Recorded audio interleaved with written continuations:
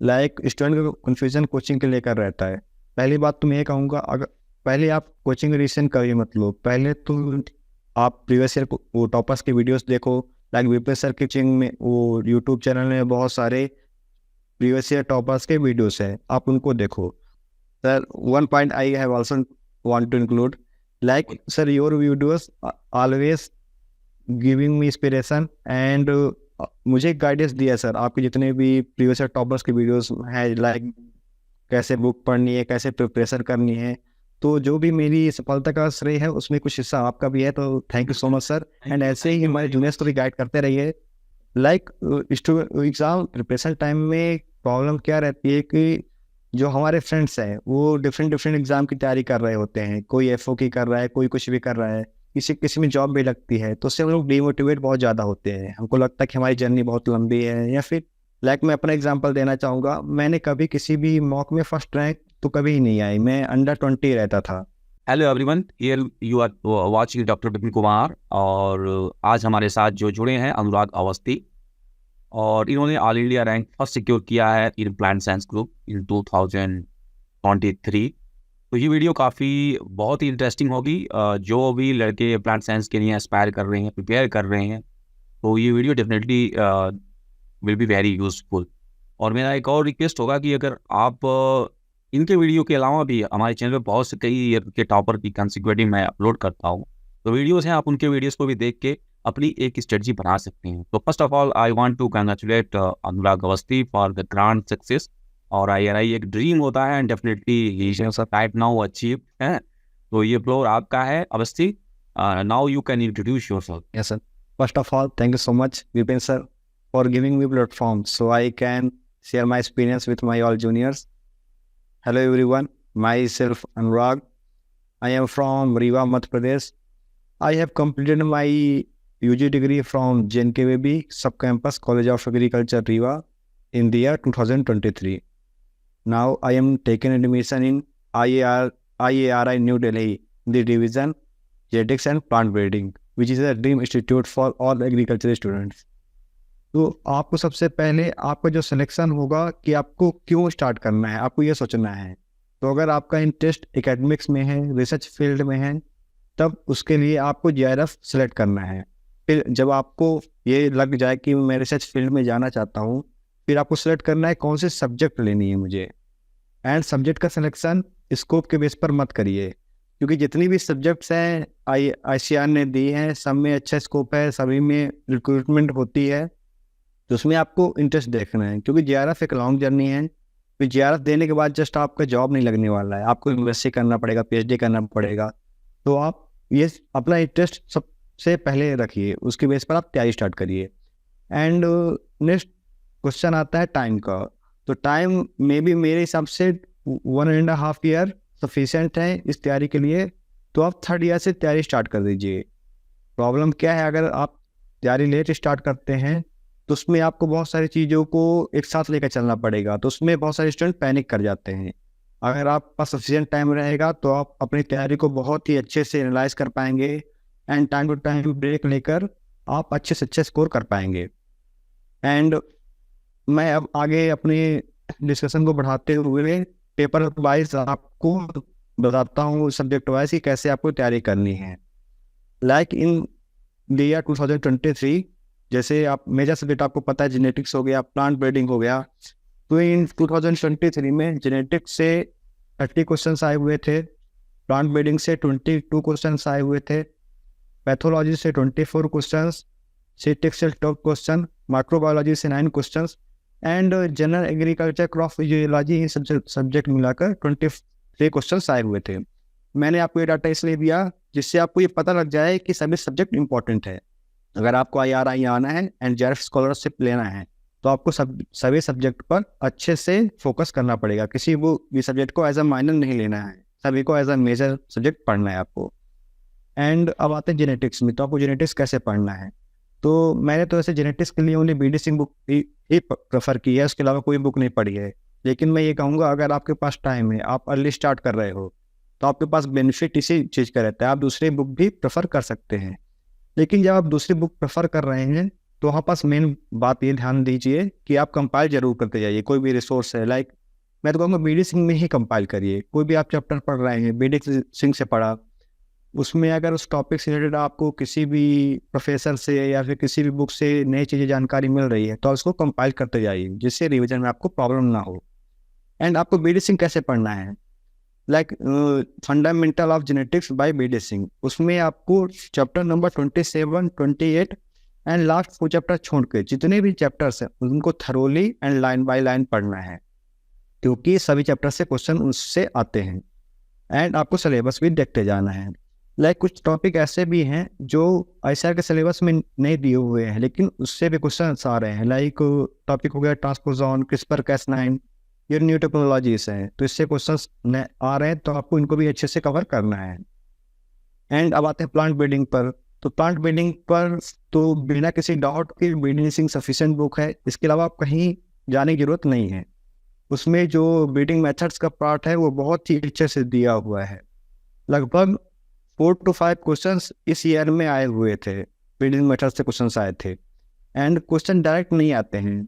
मैं आपको एग्जांपल दूंगा, जैसे ब्रीडिंग मेथड से क्वेश्चंस सीक्वेंस बेस पर आए थे, तो इन क्वेश्चंस को वही स्टूडेंट अटेम्प्ट कर पाया या सही कर पाया है जिसने जो मेथड्स है उनके पीछे का कारण जाना है और जिसने उसको बार बार पढ़ा है या उसके कॉन्सेप्ट को समझा है। तो मैं ये कहूँगा, आपको रट्टू तोता नहीं बनना है, आपको कॉन्सेप्ट को पकड़िए, अच्छे से समझिए। एंड उसके लिए आप किसी का भी हेल्प ले सकते हैं, सीनियर का, प्रोफेसर का, एंड किसी का भी। एंड अब आते हैं पैथोलॉजी पर। तो पैथोलॉजी के लिए आपको कौन कौन सी बुक प्रेफर करनी है?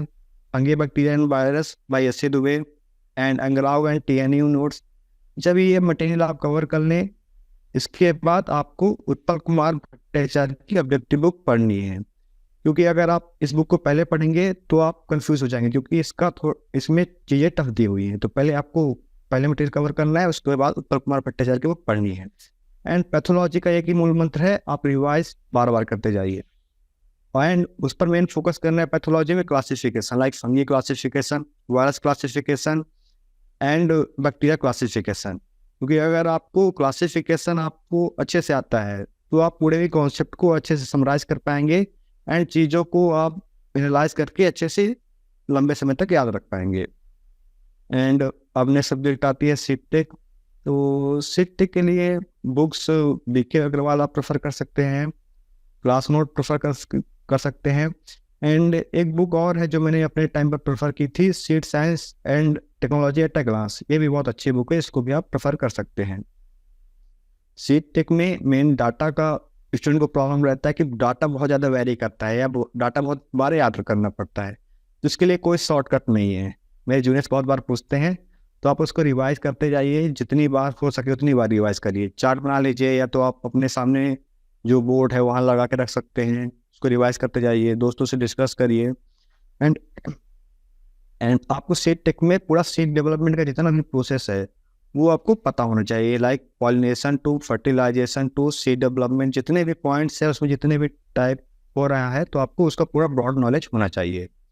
एंड एक माइनर सब्जेक्ट है माइक्रोबायोलॉजी। तो माइक्रोबायोलॉजी के लिए थारवन कपूर की बुक सफिशिएंट है। इसमें आपको स्टार्टिंग के 4 चैप्टर्स एंड इसके बाद आपको स्टार्टिंग 4 चैप्टर्स को आपको लाइन बाय लाइन थरोली पढ़ना है।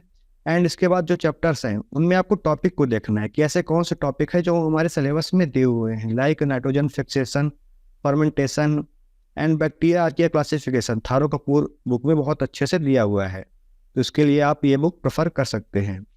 एंड फॉर क्रॉप फिजियोलॉजी मैंने तो अंग्राउंड नोट्स प्रेफर किया हुआ है। तो क्रॉप फिजियोलॉजी के लिए आप या तो अंग्राउंड नोट्स प्रेफर कर सकते हैं, या फिर आपने जो कॉलेज में पढ़ा हुआ है या प्रोफेसर के द्वारा, तो आप उन नोट्स को भी प्रेफर कर सकते हैं, या कुछ मार्केट्स में रेफरेंस बुक भी हैं उनको भी आप देख सकते हैं। लेकिन मैंने मेनली अंग्राउंड नोट्स पर ही फोकस किया एंड बार बार उसको रिवाइज किया है। तो आपको इन सभी मटेरियल पर ध्यान देना है। एंड सब्जेक्ट तो मैंने सभी कवर कर दिए हैं। एंड मैं अब ओवरऑल बात करूँगा कि आपको एग्जाम टाइम में किन किन बातों पर मेन ध्यान देना है। लाइक जैसे मैं स्टार्टिंग में बताया कि आपको सब्जेक्ट का सिलेक्शन करना है, फिर टाइम डिसाइड करना है, एंड आपको पढ़ना कैसे है। मेन स्टूडेंट कभी कभी दिक्कत क्या होती है या प्रॉब्लम बहुत बार क्या होती है कि हम एक सब्जेक्ट हमको ज़्यादा अच्छा लग रहा है, किसी को जेनेटिक्स पसंद है, किसी को पैथो पसंद है, तो उस सब्जेक्ट को बार बार पढ़ते जाते हैं एंड दूसरे सब्जेक्ट पर ध्यान नहीं देते हैं, तो इसका असर उनके रैंक पर पड़ता है। तो मैं यही कहूँगा कि आपको सभी सब्जेक्ट पर पूरा एंड अच्छे से ध्यान देना है। भले आपका इंटरेस्ट उस सब्जेक्ट में ना हो तब भी, क्योंकि प्लांट साइंस में आपको पैथो भी पढ़ना है, जेनेटिक्स भी पढ़ना है, वेडिंग, जितनी भी सब्जेक्ट मैंने बताई, तो सभी सब्जेक्ट को पढ़िए। एंड मोस्ट इम्पॉर्टेंट हो जाता है प्रीवियस ईयर पेपर को एनालाइज करना। आप वो बार बार करिए, ऐसा नहीं जैसे प्रीवियस ईयर पेपर हो गया, एक बार आपने एनालाइज किया फिर उसके बाद नहीं करना है। जितनी बार आप उसको दोबारा एनालाइज करेंगे आपको उससे नई चीज़ें पता चलेंगी, तो आप एनालाइज पेपर करते रहिए। यस, तो उसके लिए वो बुक पर मतलब प्रीवियस ईयर पेपर को एनालाइज करना बहुत ही आवश्यक हो जाता है। जैसे आपको पता है कि प्लांट साइंस ICAR में 120 क्वेश्चंस पेपर में आते हैं, उसमें से मैंने 119 क्वेश्चन अटेम्प्ट किए थे, जिसमें से मेरे 105 क्वेश्चन सही हुए हैं, जिसके द्वारा मेरा स्कोर 406 आया एग्जाम में। मेरा एवरेज जो स्टडी आवर्स है वो 6 to 7 आवर्स था, लेकिन इसमें जो स्टडी आवर है वो वेरी है। अगर आप जो तैयारी है वो पहले स्टार्ट कर रहे हैं तो यहाँ पास आपका एडवांटेज है, आप थोड़ा थोड़ा भी पढ़कर, जैसे 5-6 आवर पढ़कर भी आसानी से एग्जाम निकाल सकते हैं। बट अगर आप तैयारी लेट स्टार्ट कर रहे हैं, 4th ईयर में कर रहे हैं या 6-7 महीने पहले कर रहे हैं, तो उसमें आपको अपने आवर्स कम से कम मिनिमम 10 आवर्स तो करने ही पड़ेंगे। तो इसीलिए बोला जाता है कि तैयारी आपको पहले स्टार्ट करनी है, क्योंकि आप अगर कछुए की चाल भी चलेंगे तो अपने मंजिल तक पहुंच जाएंगे, एंड वो ज़्यादा अच्छी चीज़ रहती है। क्योंकि अगर आप बहुत फास्ट भागेंगे तो उसमें बहुत प्रेशर भी रहता है। आपको भी आइडिया है कि ICAR PG का जो एग्ज़ाम होगा तो उसमें माइनस मार्किंग है, तो उसमें आपको मेन फोकस जैसे मैंने एग्ज़ाम दिया था, तो उसमें जब मैंने एग्ज़ाम क्वेश्चन अटेम्प्ट किया तो मुझे आइडिया लग गया कि मेरे 90 to 100 क्वेश्चन सही रहेंगे। मीन्स लगभग मेरा स्कोर 400 तक का मैंने क्वेश्चन सही किए हुए हैं। तो वहाँ पास मुझे ऐसा लगा कि अब मेरा रिस्क लेना सही होगा, क्योंकि अगर मेरे उसमें से 1-2 क्वेश्चन भी सही हो जाते हैं तो मेरी रैंक आने का चांस ज़्यादा हो जाएगा। इसलिए मिनिमम मैंने 5 to 10 क्वेश्चन ऐसे थे जो 50-50 मैंने टिक किए हैं। तो मैं वो जो आपको 50-50 का ऑप्शन लेने का सजेशन मैं उन स्टूडेंट को दूंगा जिनके क्वेश्चन 90 के ऊपर जा रहे हैं। जिनके क्वेश्चन ऐसे हैं जो 50-60 बस सही कर रहे हैं, वो ज़्यादा रिस्क ना लें, क्योंकि उनका नंबर कटने का ज़्यादा चांसेस रहेगा। तो अगर आपका स्कोर अच्छा जा रहा है तो आप कुछ क्वेश्चन में रिस्क ले सकते हैं, वो आपको बेनिफिट करेगा, नुकसान नहीं करता है। एग्ज़ाम कैसे हैंडल करना है, तो एग्ज़ाम हैंडल करने के लिए पहली बात तो एग्ज़ाम के पहले आपकी तैयारी अच्छी होनी चाहिए। एंड जब एग्ज़ाम हो रहा है, एग्ज़ाम के एक रात पहले आपको बहुत सावधानी देनी है। कुछ स्टूडेंट क्या करते हैं कि एक रात पहले भी सोचते हैं कि मैं रिवीजन करते जाऊँ तो एग्ज़ाम में फ़ायदा होगा। कुछ फ़ायदा उससे नहीं होगा, क्योंकि आपने 1-1.5 साल जो तैयारी की है उसका ही फल आपको मिलेगा। आप 1-2 घंटे एक्स्ट्रा पढ़ लेंगे, उससे आपको कुछ नहीं फ़ायदा होगा, ये क्लियर बात है। क्योंकि मैंने भी गलती कर रहा था, मैं भी रिवाइज करते जा रहा था। इससे क्या होता है कि आप पैनिक कर जाओगे कि बहुत सारी चीज़ें आपको भूलने भी लगेंगी लास्ट टाइम में। तो आपको एक नाइट पहले बिल्कुल भी पढ़ाई तो बंद ही कर देनी है, बुक बंद कर दो आप, या तो घर वालों से बात करो। एंड एक इम्पॉर्टेंट पॉइंट हो जाता है, आपको मॉक देना है। एक नाइट पहले आपको एक मॉक दीजिए जो आपने पहले नहीं दिया हुआ है, 120 क्वेश्चंस का। एंड एग्ज़ाम में जाने के पहले आप एक और मॉक दीजिए। इससे क्या होता है एग्ज़ाम में जाते वक्त, क्योंकि एग्ज़ाम के पहले हमारा जो 5-6 दिन पहले हम क्या करते हैं, ओनली रिवाइज करते हैं, तो इससे हमारी जो एनालिटिकल थिंकिंग है वो कम हो जाती है। एंड जब एग्ज़ाम के पहले आप मॉक दे कर सुबह जाएंगे तो आप एग्ज़ाम में सही से सोच पाएंगे, क्योंकि जो भी क्वेश्चन एग्ज़ाम में आते हैं ओनली बुक से नहीं आते हैं, उसमें आपको भी अपनी थिंकिंग लगानी पड़ती है। एंड उसमें आप भी अपने कॉन्सेप्ट का यूज़ करके आपको चीज़ों को सोचना पड़ता है। तो ये कहूँगा कि आप ओनली रटने पर फोकस मत करिए, मॉक दीजिए, चीज़ों को एनालाइज करिए एंड रिलैक्स करिए, क्योंकि रिलैक्स होना एग्ज़ाम टाइम में बहुत ही ज़रूरी है। एंड जब भी आप एग्ज़ाम में जाएं बिना किसी डर के जाएं, क्योंकि आपने थोड़ा भी पैनिक किया तो आपका रैंक पीछे होना ही होना है। क्योंकि आपको भी पता है एग्ज़ाम में मेन जो एग्ज़ाम प्रिपरेशन टाइम में प्रॉब्लम क्या रहती है कि जो हमारे फ्रेंड्स हैं वो डिफरेंट एग्ज़ाम की तैयारी कर रहे होते हैं। कोई FO की कर रहा है, कोई कुछ भी कर रहा है, किसी में जॉब भी लगती है, तो उससे हम लोग डिमोटिवेट बहुत ज़्यादा होते हैं। हमको लगता है कि हमारी जर्नी बहुत लंबी है, या फिर हम डिमोटिवेट हो जाते हैं। लेकिन मैं यही कहूँगा, जब आप एक बार सेलेक्ट कर लें कि आपको JRF करना है, तो आपको इधर या उधर जो डिफरेंट जॉब की तैयारी है ये सब में नहीं पढ़ना है, आपको ओनली फोकस JRF होना चाहिए। एंड जर्नी तो लंबी है लेकिन जर्नी बहुत अच्छी भी है। तो आप अपने फील्ड को बिल्कुल अच्छा समझिए एंड इसी की तैयारी करिए। जब आप इस पर आपने सिलेक्शन ले लिया है तो आप मन में कन्फ्यूजन नहीं होना चाहिए एग्जाम तैयारी के दौरान, क्योंकि आपको ये आपके एग्जाम की तैयारी में ये डिफिकल्टी पैदा करेगा। लाइक जैसे स्टूडेंट बहुत सारे मॉक में इनरोल कर लेते हैं एंड जब उनका रैंक कम रहता है तो बहुत ज़्यादा डिमोटिवेट होते हैं। लाइक मैं अपना एग्जांपल देना चाहूँगा, मैंने कभी किसी भी मॉक में फर्स्ट रैंक तो कभी ही नहीं आई, मैं अंडर 20 रहता था। तो आपको इससे डिमोटिवेट नहीं होना है, आपको ओनली धीरे धीरे चलते जाना है। ऐसे नहीं है कि जैसे आपको मॉक में रैंक कम आ रहा है तो आप एग्जाम में अच्छा नहीं कर पाओगे, इसका ऐसा कोई मतलब नहीं है। तो आप डिमोटिवेट किसी भी चीज़ों से मत होइए, अपनी तैयारी पर भरोसा रखिए एंड लगातार बार बार रिवाइज करिए, यही एक मूल मंत्र है इस एग्जाम का। लाइक स्टूडेंट का कन्फ्यूजन कोचिंग के लेकर रहता है। पहली बात तो मैं ये कहूँगा, अगर पहले आप कोचिंग रिसेंट करिए, मतलब पहले तो आप प्रीवियस ईयर वो टॉपर्स की वीडियोस देखो। लाइक वीपीएस सर की कोचिंग में वो यूट्यूब चैनल में बहुत सारे प्रीवियस ईयर टॉपर्स के वीडियोस है, आप उनको देखो, उस हिसाब से आप बुक सेलेक्ट करो एंड आप बुक को घर में लाओ एंड उसको पढ़ना स्टार्ट करो। 2-3 चैप्टर्स पढ़ो एंड एक बार मन नहीं 2-3 बार पढ़ो। एंड अगर आपको लग रहा है कि चीज़ें आपको समझ में आ रही हैं, आपको किसी की हेल्प की ज़रूरत नहीं है, तो आप सेल्फ स्टडी बिल्कुल कर सकते हो, उसमें कोई दिक्कत नहीं है। क्योंकि मेरे साथ भी मेरे बहुत बैचमेट्स हैं जो सेल्फ स्टडी से आए हुए हैं, हमारे IRI में अच्छी रैंक हासिल की है। बट अगर ऐसा हो रहा है कि आप बुक्स पढ़ रहे हो एंड आपको कोई सीनियर गाइडेंस अच्छा नहीं है या आपके प्रोफेसर हेल्प नहीं कर रहे हैं, तो उस कंडीशन में आप कोचिंग ले सकते हो, क्योंकि उस कंडीशन में आपको लेना ही पड़ेगा। क्योंकि आप भी चीज़ों को समझ नहीं पा रहे हो एंड कोई हेल्प नहीं है तो उस कंडीशन में कर सकते हो। लेकिन अगर आपको समझ में आ रही चीज़ें तो उसमें कोई लेने की जरूरत नहीं है। कोचिंग एक आपको टूल के जैसा है, कोई नेसेसरी बिल्कुल नहीं है कोचिंग।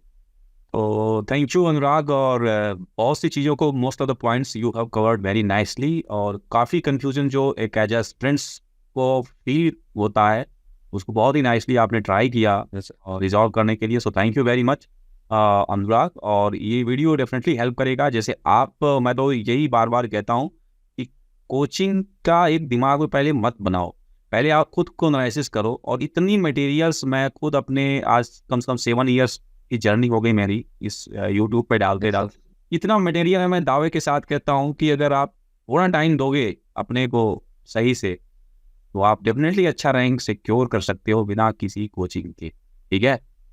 लेकिन यही है कि आपको टाइम देना पड़ेगा, अच्छे टाइम पे स्टार्ट करना पड़ेगा। और बहुत बहुत से टॉपर्स की वीडियो हैं, ना कि आप लोग अनुराग की वीडियोस देखो, आप औरों की भी वीडियोस देखो। इस पे जो वीडियोस हैं उनको देखो, जो टॉपर्स के प्लान साइंस के हैं उनको देख के आप कई बार देखो, एक बार नहीं कई बार देखो, और उससे अपनी एक स्ट्रेटजी बनाओ कि क्या डिफरेंट लोगों ने कहा है।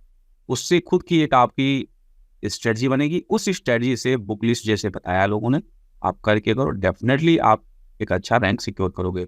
और मेरा एक और रिक्वेस्ट होगा, जो भी एस्पेक्ट्स इस तरह से हैं जो अनुराग और सी की तरह है, जो सक्सेसफुल बन चुके हैं, and if they want to share study at this platform, they are most welcome. They can contact me on my email acrobipin@gmail.com.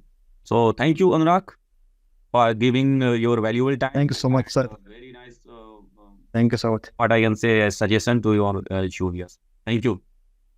Sir, one point I have also want to include, like sir, your videos are always giving me inspiration and मुझे guidance दिया sir. आपके जितने भी previous toppers की videos हैं, like कैसे book पढ़नी है, कैसे प्रिपरेशन करनी है, तो जो भी मेरी सफलता का श्रेय है उसमें कुछ हिस्सा आपका भी है। तो thank you so much sir. And ऐसे ही हमारे जूनियर्स को भी गाइड करते रहिए हमेशा सर। एंड मैं अपने जूनियर्स, यस सर, जूनियर्स से यही बोलूँगा कि सर के वीडियोस देखते रहो एंड गाइडेंस लेते रहो। Thank you so much sir. Okay, thank you Anurag for a very beautiful word for me.